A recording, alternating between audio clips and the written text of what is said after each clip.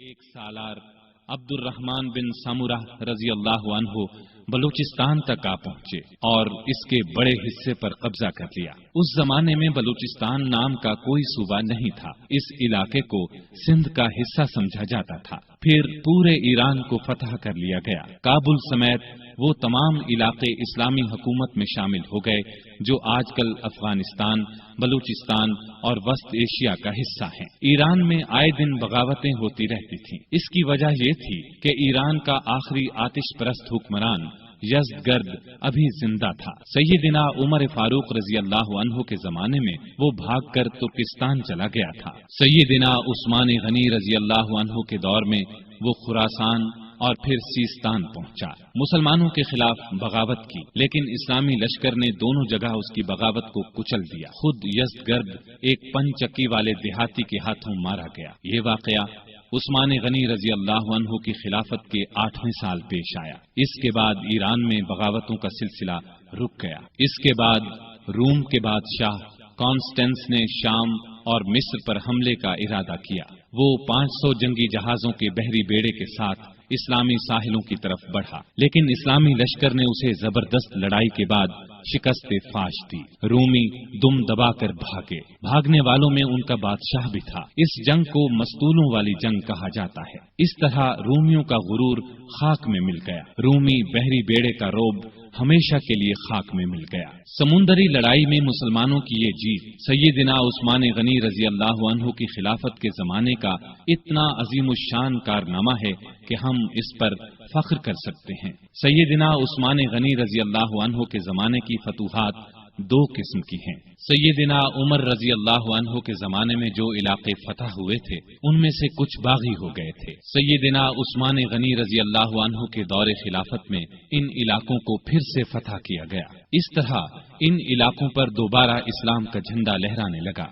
ان میں آذربائیجان، آرمینیا، ہمدان، رے، خراسان اور اسکندریہ وغیرہ کی بغاوتوں کا کچلا جانا شامل ہے۔ دوسری قسم کی فتوحات وہ ہیں جو مسلمانوں نے نئے علاقے فتح کیے۔ ان میں افریقہ یعنی طرابلس، مراکش، الجزائر، تیونس کے علاقے، نیز ان کے علاوہ قبرص، تبرستان، جرجان، افغانستان، ترکستان اور قفقاز وغیرہ فتح ہوئے۔ قفقاز کو کوہ قاف بھی کہا جاتا ہے۔ ایران کے بہت سے علاقے عمر رضی اللہ عنہ کے دور میں فتح ہو چکے تھے، کچھ باقی تھے، مثلا طوس، بیحق، نیشاپور، بلخ وغیرہ۔ یہ سب سیدنا عثمان غنی رضی اللہ عنہ کے زمانے میں فتح ہوئے۔ بحری بیڑے کی فتح کے بعد مسلمان بحیرہ روم پر چھا گئے، دنیا کی ایک زبردست بحری طاقت بن گئے۔ شام کے والی سیدنا امیر معاویہ نے سیدنا عثمان کی توجہ اس طرف دلائی کہ ہمیں ہر وقت رومیوں کی طرف سے بحری حملے کا خطرہ رہتا ہے، ان کے مقابلے کے لیے ہمارے پاس بھی بحری بیڑا ہونا چاہیے۔ اس پر انہوں نے بحری بیڑا تیار کرنے کا حکم دیا۔ سیدنا امیر معاویہ نے مصر کے والی عبداللہ بن سعد کے ساتھ مل کر ایک عظیم الشان بحری بیڑا تیار کیا جس میں کئی 100 جنگی جہاز تھے۔ جہاز بنانے کا پہلا کارخانہ مصر میں قائم ہوا۔ بحری بیڑے کے ساتھ بحری فوج بھی قائم کی گئی۔ اس بیڑے کا نصف حصہ شام اور نصف مصر کے ساحل پر رہتا تھا۔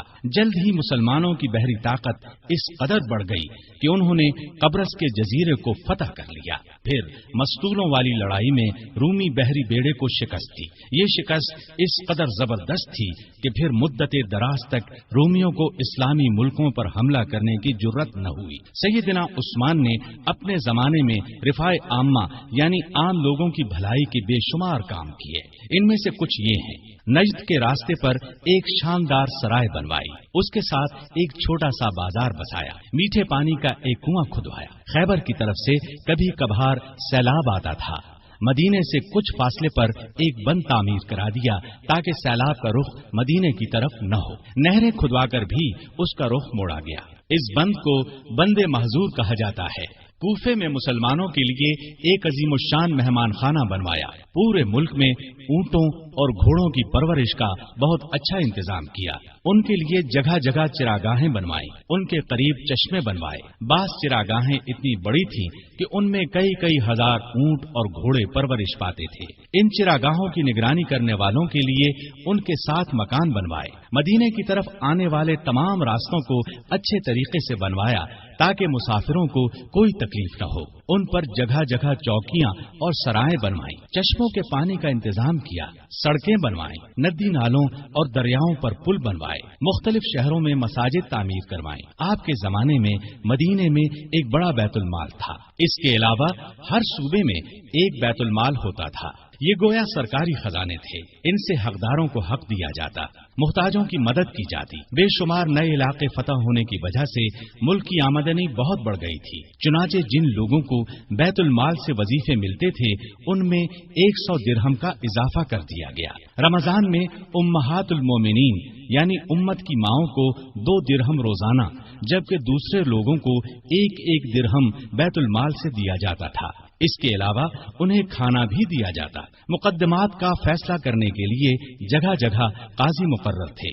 قاضی عالم لوگوں کو مقرر کیا جاتا تھا، انہیں معقول تنخواہیں دی جاتی۔ قاضی حاکم کے ماتحت نہیں ہوتے تھے، اس طرح وہ ہر مقدمے کا فیصلہ قرآن اور حدیث کے مطابق کرتے تھے۔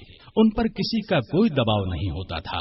بڑے بڑے شہروں میں مفتی بھی تھے۔ قاضی حضرات کو کسی مسئلے میں کوئی مشکل پیش آتی تو وہ مفتیوں سے فتویٰ طلب کرتے، ان کے فتووں کے مطابق فیصلہ کرتے۔ حکومت کے کاموں میں سیدنا عثمان بڑے بڑے بزرگ صحابہ سے مشورے لیتے تھے۔ آپ ساری زندگی اپنے مال سے دین کی خدمت کرتے رہے۔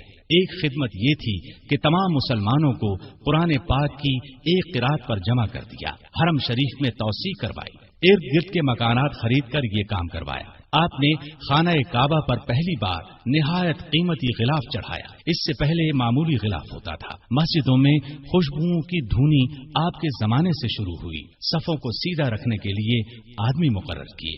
سیدنا عثمان غنی رضی اللہ عنہ اسلام کی تبلیغ اور اشاعت کا بہت خیال رکھتے تھے، دوسرے مذاہب کے لوگوں سے بہت اچھا سلوک کرتے تھے۔ مختصر یہ کہ آپ کے دور میں بہت شاندار کام ہوئے، اسلام نے بہت ترقی کی، لیکن افسوس آپ کی خلافت کے آخری چند سال بہت مشکلات میں گزرے۔ اس کی وجہ وہ فتنے تھے جو اندر ہی اندر پک رہے تھے، سلگ رہے تھے۔ فتنوں کی یہ آگ پھر بھڑک اٹھی۔ سیدنا عثمان غنی رضی اللہ عنہ کے خلاف فتنے برپا کرنے والے وہ لوگ تھے جو اپنے آپ کو مسلمان کہتے تھے، لیکن اصل میں وہ مسلمان نہیں تھے۔ انہوں نے مسلمانوں کا روپ دھار لیا تھا، اور یہ روپ انہوں نے دھارا ہی اس لیے تھا کہ مسلمانوں کی جڑوں کو کھوکھلا کریں، ان کے خلاف سازشیں کریں، فتنے جگائیں، انہیں آپس میں لڑا دیں تاکہ مسلمان کمزور سے کمزور ہوتے چلے جائیں۔ سیدنا عثمان غنی رضی اللہ عنہ کے خلاف سازشوں کا بازار جن لوگوں نے گرم کیا،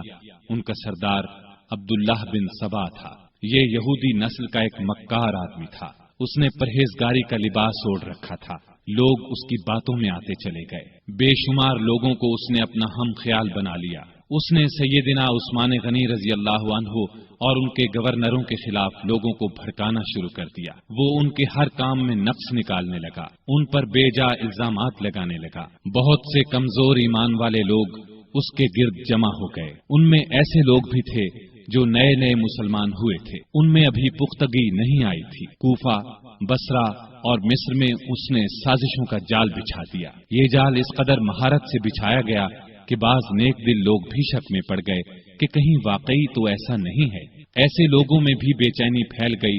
پھر بے چینی کی یہ لہر مدینے کے لوگوں تک جا پہنچی۔ عبداللہ بن سبا اور اس کے حامیوں نے فتنے اور سازش کی یہ آگ الزامات کے ذریعے لگائی۔ اس نے الزام لگایا کہ عثمان غنی رضی اللہ عنہ نے اپنے رشتہ داروں کو خوش کرنے کے لیے انہیں بڑے بڑے عہدوں پر مقرر کر رکھا ہے۔ انہوں نے بیت المال سے بڑی بڑی رقمیں ایسے لوگوں کو دی جو ان کے حقدار نہیں تھے، بلکہ زیادہ تر ان کے رشتہ دار تھے۔ طرابلس کی جنگ سے جو مال غنیمت حاصل ہوا، اس کا 5واں حصہ بیت المال کا حق تھا، لیکن انہوں نے مصر کے گورنر عبداللہ بن سعد کو دے دیا۔ جب سیدنا عثمان غنی رضی اللہ عنہ تک یہ باتیں پہنچی تو انہوں نے بھرے مجمع میں ان الزامات کے یہ جوابات دیے۔ میں نے ان لوگوں کو خوش کرنے کے لیے نہیں بلکہ لائق बहादुर और भरोसे के काबिल समझकर ऊंचे ओहदों पर मुकर्रर किया है। मैं अपने खानदान वालों से वाकई मोहब्बत करता हूँ, लेकिन उनकी खातिर जालिम नहीं बन सकता। मैं उनके सिर्फ वही हक अदा करता हूँ जो वाजिब हैं। उनको दिल खोल कर देता हूँ तो बैतुल माल से नहीं, अपने जाती माल में से देता हूँ। मुसलमानों का माल मैं अपने लिए हलाल समझता हूँ और न किसी दूसरे के लिए। तराबुलुस की लड़ाई में अब्दुल्लाह बिन साद इस्लामी फौज के सिपाह सालार थे। मैंने उनसे वादा किया था कि अगर आप लड़ाई में कामयाब हुए तो गनीमत के माल का 5वां हिस्सा आपको दिया जाएगा। फतह के बाद मैंने अपने वादे के मुताबिक ये हिस्सा उन्हें दिया, लेकिन जब दूसरे मुसलमानों ने इस बात को पसंद न किया तो मैंने ये हिस्सा उनसे लेकर बैतुल माल में जमा करा दिया।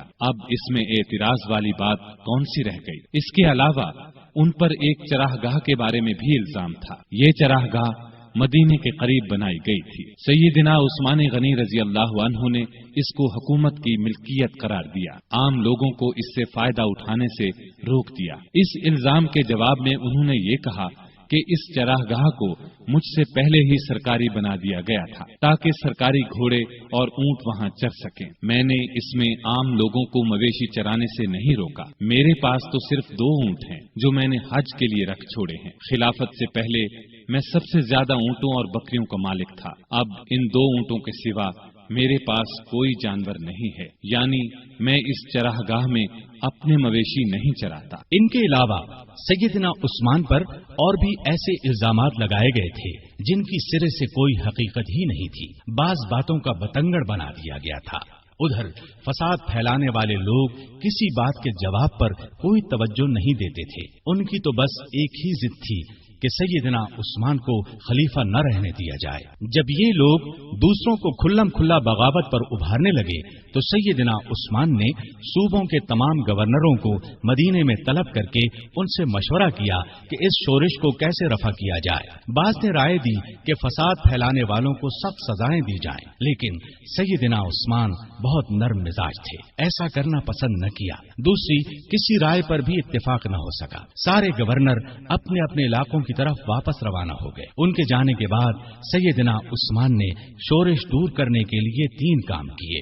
एक ये कि कूफे का गवर्नर सईद बिन आस की जगह बुजुर्ग सहाबी अबू मूसा अशरी को मुकर्रर फरमाया, क्योंकि कूफे के बागी सईद बिन आस के दुश्मन बन चुके थे और उन्होंने ये मुतालबा किया था कि अबू मूसा अशरी को कूफे का गवर्नर बनाया जाए। दूसरा ये कि चंद सहाबा को तमाम सूबों में ये तहकीक करने के लिए भेजा कि लोगों की जायज शिकायत क्या हैं और उनको कैसे दूर किया जा सकता है। तीसरा ये कि मुल्क भर में ऐलान करा दिया कि जिस किसी को मुझसे या मेरे किसी हाकिम से कोई शिकायत हो वो हज के मौके पर पेश करे। मैं ये शिकायत दूर कर दूंगा और जालिम से मजलूम का हक दिलाऊंगा। जिस वक्त सैयदना उस्मान हालात को सुधारने की ये कोशिशें फरमा रहे थे, ऐन उस वक्त दूसरी तरफ मिस्र, कूफा और बसरा के साजिशी लोगों ने आपस में खतूत लिखकर खुफिया तरीके से तय किया कि अचानक मदीने पहुंचकर सैयदना उस्मान से तलवार के जोर पर अपने मुतालिबात मनवाए जाएं। आखिर ये लोग, जिनकी तादाद हजारों में थी, एक ही वक्त मदीने पहुंचे। शहर से 2-3 मील दूर पड़ाव डाला। पहले उन लोगों ने मदीने के सबसे बुजुर्ग सहाबा अली, तलहा, जुबैर और साद बिन अबी वक्कास रज़ियल्लाहु अन्हुम को अपने साथ मिलाने की कोशिश की, लेकिन चारों ने उनका साथ देने से इनकार कर दिया। उसके बाद सैयदना अली जनाबे उस्मान की तरफ से बागियों के पास गए और उनके एक एक इल्जाम का जवाब देकर उन्हें वापस जाने की तरगीब दी। साथ ही उन्हें यकीन दिलाया कि सैयदना उस्मान तुम्हारे जायज मुतालिबात मानने के लिए तैयार हैं। इस पर सारे बागी वापस जाने पर रजामंद हो गए और अपने अपने इलाके की तरफ रवाना हो गए। इस वाक़े को चंद ही रोज गुजरे थे कि एक दिन मदीने की गलियां घोड़ों की टापों और इंतकाम की आवाजों से गूंज उठी। लोग घबराकर बाहर निकले। उन्होंने देखा कि मिस्री बागियों की जमात फिर वापस आ गई है। सैयदना अली आगे बढ़े और उनसे वापस आने का सबब पूछा तो उन्होंने जवाब दिया कि हम वापस जा रहे थे। रास्ते में एक शख्स को देखा जो मदीने की तरफ से आ रहा था और बड़ी तेजी से मिस्र की तरफ जा रहा था। हमें उसकी चाल ढाल से शुभा गुजरा। रोक कर उसकी तलाशी ली तो उसके पास से एक खत मिला। वो खत मिस्र के गवर्नर के नाम था। خط امیر المومنین عثمان کی طرف سے تھا۔ اس میں انہوں نے لکھا تھا کہ جو لوگ مدینے سے مصر واپس آ رہے ہیں ان سب کو قتل کر دیا جائے۔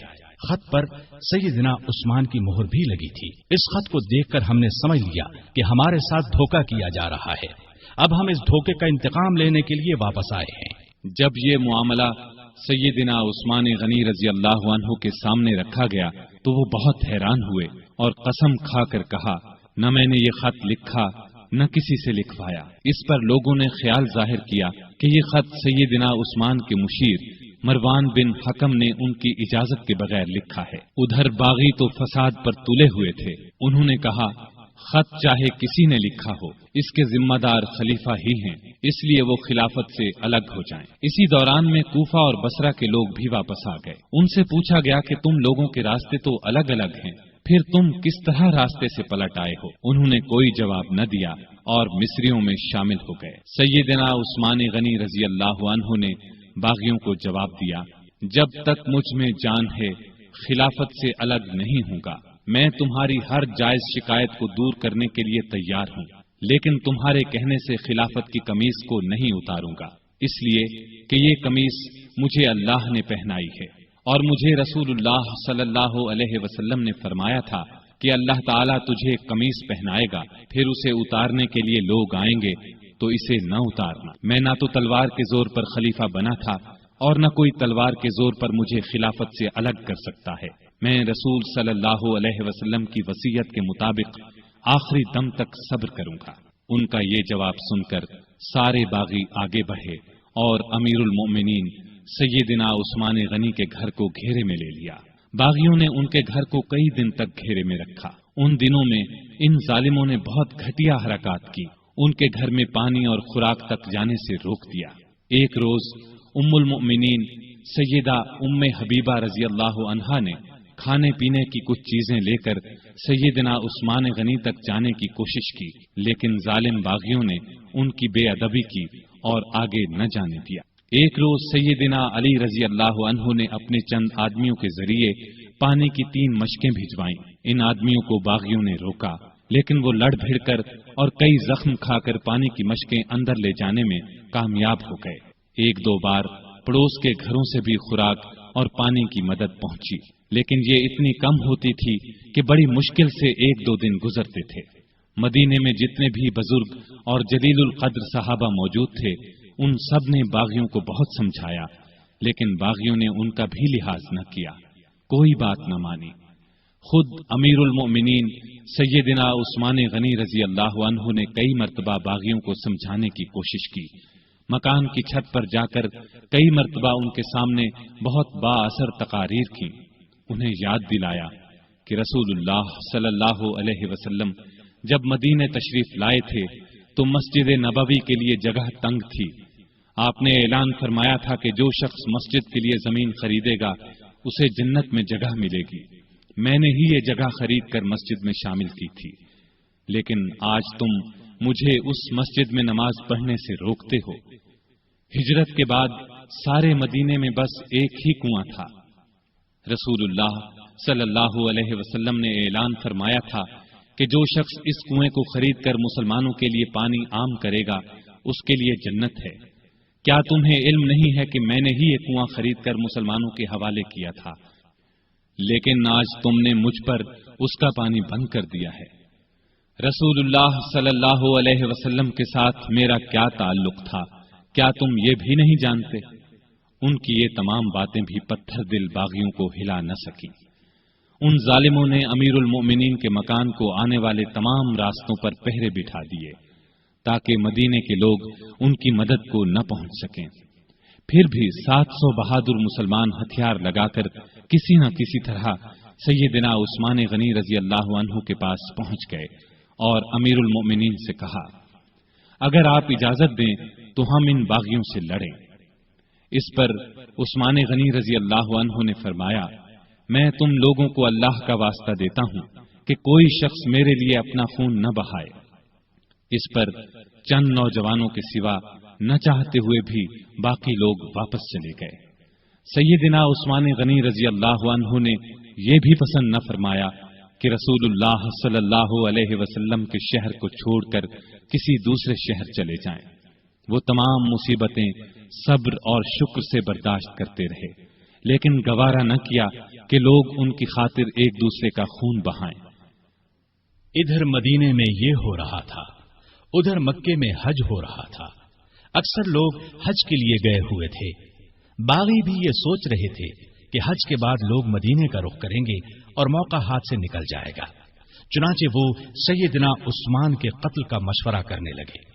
سیدنا عثمان کو ان کے ارادے کی خبر ہوئی تو انہوں نے مکان کی چھت پر کھڑے ہو کر باغیوں کے سامنے یہ تقریر کی: لوگو، آخر تم مجھے کس جرم میں قتل کرنا چاہتے ہو؟ اسلام 3 صورتوں کے علاوہ کسی مسلمان کے قتل کرنے کی اجازت نہیں دیتا، یا تو وہ اسلام لانے کے بعد اس سے پھر جائے، یا شادی کے بعد بدکاری کرے، یا کسی کو جان بوجھ کر قتل کرے۔ اللہ کی قسم، میں نے ان تینوں میں سے کوئی گناہ نہیں کیا، پھر تم میرے خون کے پیاسے کیوں ہو؟ باغیوں پر اس تقریر کا بھی کوئی اثر نہ ہوا۔ انہوں نے 18 ذوالحج 35 ہجری کو امیر المومنین کے مکان پر حملہ کر دیا۔ گھر کے بڑے دروازے پر حسن بن علی، عبداللہ بن زبیر، محمد بن طلحہ رضی اللہ عنہم اور کچھ دوسرے نوجوان پہرا دے رہے تھے۔ انہوں نے باغیوں کا زبردست مقابلہ کیا اور زخم کھا کر بھی انہیں اندر داخل نہ ہونے دیا۔ اب 4 باغی ساتھ کے ایک مکان کے ذریعے دیوار پھاند کر اندر داخل ہو گئے۔ اس وقت سیدنا عثمان روزے سے تھے اور قرآن پاک کی تلاوت کر رہے تھے۔ ظالموں نے لوہے کی ایک سلاخ، نیزے اور تلوار سے ان پر وار کیے۔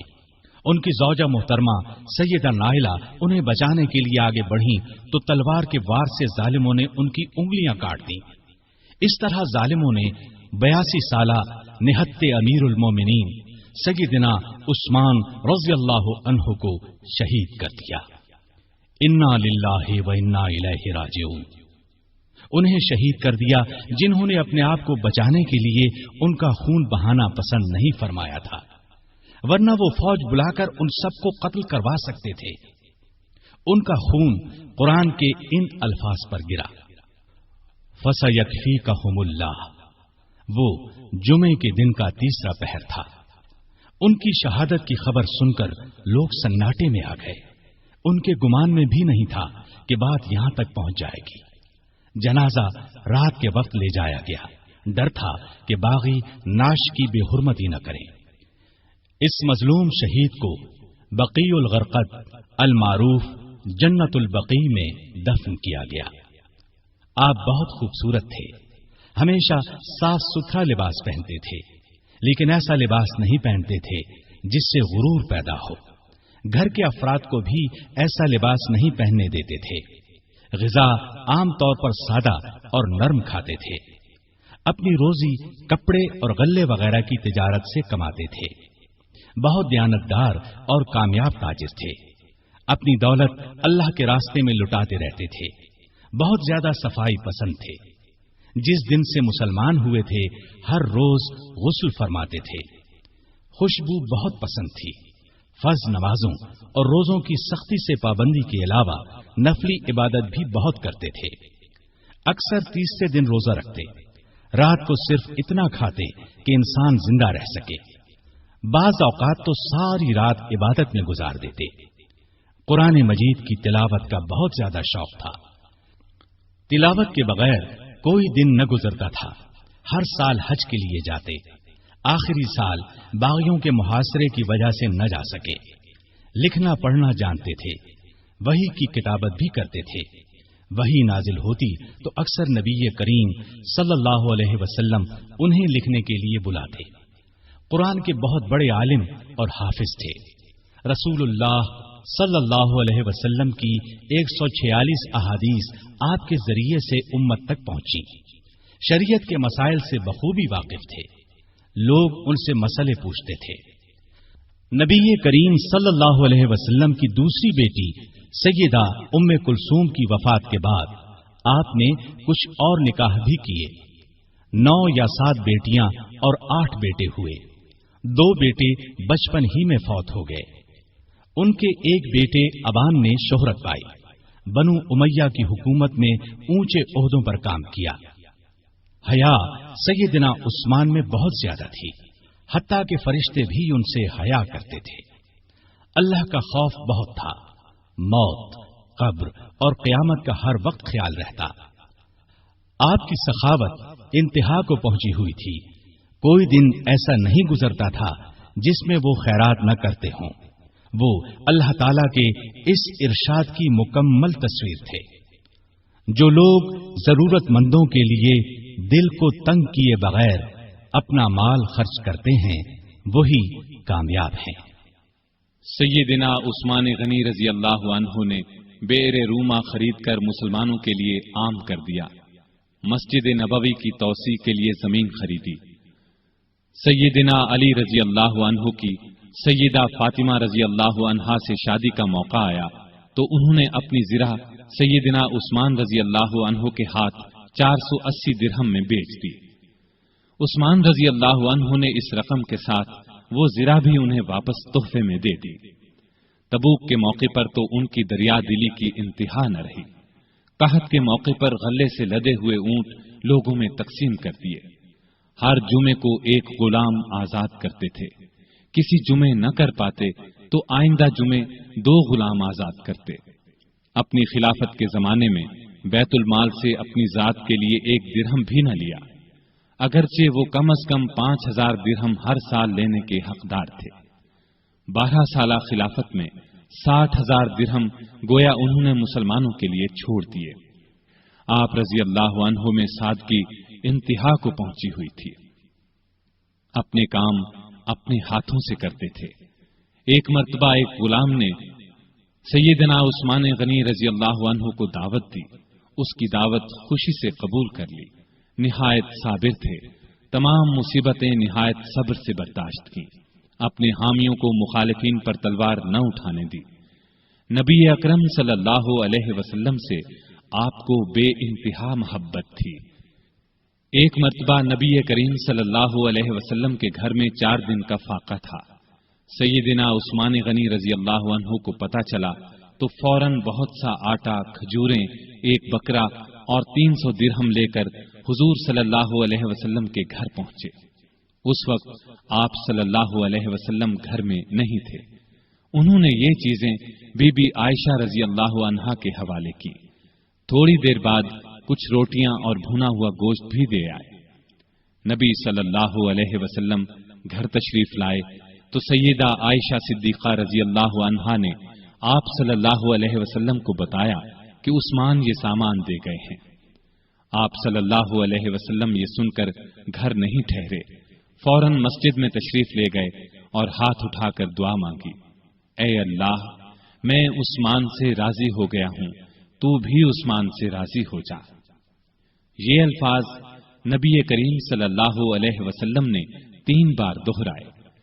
جس ہاتھ سے سیدنا عثمان غنی رضی اللہ عنہ نے نبی کریم صلی اللہ علیہ وسلم سے بیعت کی تھی، اس ہاتھ سے ساری زندگی گندی چیز کو نہیں چھوا۔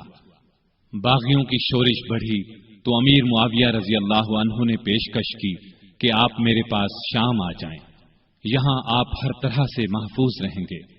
اس پر فرمایا، چاہے میری گردن کٹ جائے، میں رسول اللہ صلی اللہ علیہ وسلم کے شہر کو نہیں چھوڑ سکتا۔ نبی کریم صلی اللہ علیہ وسلم کو بھی آپ سے اتنی ہی محبت تھی، اس لیے اپنی 2 بیٹیاں آپ کے نکاح میں دی۔ سیدنا عثمان غنی رضی اللہ عنہ ان 10 صحابہ میں سے ایک ہیں جنہیں جنت کی خوشخبری نبی کریم صلی اللہ علیہ وسلم نے اس دنیا ہی میں دے دی تھی۔ رسول اللہ صلی اللہ علیہ وسلم کا یہ بھی فرمان ہے، عثمان رضی اللہ عنہ جنت میں میرے ساتھی ہیں۔ سیدنا عثمان غنی رضی اللہ عنہ کے چند قول یہ ہیں، اس نے اللہ کا حق نہیں جانا جس نے لوگوں کا حق نہیں جانا۔ حقیر سے حقیر پیشہ اختیار کرنا ہاتھ پھیلانے سے بہتر ہے۔ غریب کا 1 روپیہ خیرات کرنا دولت مند کے 1 لاکھ روپے خیرات کرنے سے بہتر ہے۔ اپنے رب کے سوا کسی سے امید نہ رکھو، گناہ کسی نہ کسی صورت دل کو بے قرار رکھتا ہے۔ سب سے برا آدمی وہ ہے جو لوگوں کی برائیاں بیان کرتا پھرے۔ اللہ تعالی سیدنا عثمان غنی رضی اللہ عنہ پر رحمتیں نازل فرمائے، آمین۔ سامعین محترم، ابھی آپ دارالسلام اسٹوڈیو سے تیسرے خلیفہ راشد عثمان غنی رضی اللہ عنہ سن رہے تھے۔ یہ خلفائے راشدین کا تیسرا حصہ تھا۔ چوتھے حصے میں آپ خلیفہ راشد سیدنا علی رضی اللہ عنہ کے بارے میں حالات واقعات سنیں گے۔ دارالسلام اسٹوڈیو تلاوت قرآن مجید، ترجمہ، سیرت النبی، قصص الانبیاء، صحابہ کرام، ائمہ اعظام اور محدثین کے حالات واقعات، نیز نماز، روزہ، حج اور دیگر عبادات کا صحیح طریقہ، بچوں اور عورتوں کے لیے انتہائی دلچسپ اور سچی کہانیاں، اور وہ سب کچھ جس سے نئی نسل کی تربیت اسلامی خطوط پر ہو سکے، آڈیو کیسٹس اور سیڈیز میں پیش کر رہا ہے۔ دارالسلام اسٹوڈیو دارالسلام پبلشرز اینڈ ڈسٹریبیوٹرز کا ایک حصہ ہے جو اسلامی کتب کی اشاعت کا بین الاقوامی ادارہ ہے، جس کا ہیڈ آفس سعودی عرب کے دارالحکومت ریاض میں واقع ہے۔ پاکستان میں اس کا ایڈریس نوٹ کر لیں: دارالسلام اسٹوڈیو، 50 لوور مال، نزد ایم اے او کالج، لاہور۔